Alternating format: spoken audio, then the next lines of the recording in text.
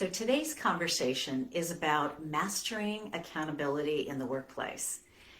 So I am sharing the results from our executive forum virtual leader conversation that we hosted last week.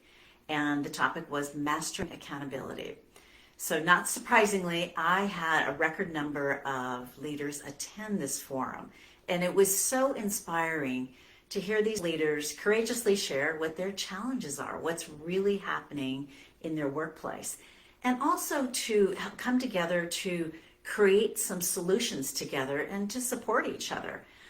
There was one comment at the very end that someone said, you know, it's so inspiring to hear that I'm not alone, that others are sharing what's going on in their workplace, and that way I don't feel so alone. So it was really wonderful for them to share, and that's what these conversations are about leaders coming together to talk about a certain topic and to help create some of the solutions, because it's not always the solutions that my team and I come up with. They garner tips from others that are there too. So when they leave the conversation, they have some action steps that they are willing to commit to. So some of the tips I will share right here that were so supportive of really improving accountability in the workplace. So these tips are for you leaders, for you and your teams. And by the way, you have to demonstrate all of these yourself. You have to take the lead in making all of these happen.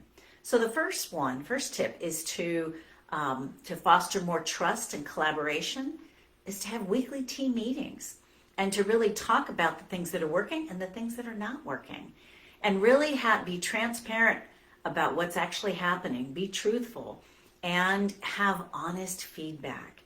And so building that psychological safety with your team makes all the difference. And so the more that you can have those weekly meetings, everybody knows it's not a mystery, and it doesn't create gossip out there, because with the lack of accountability, that's where gossip comes in. And tip number 2 is to leverage peer support.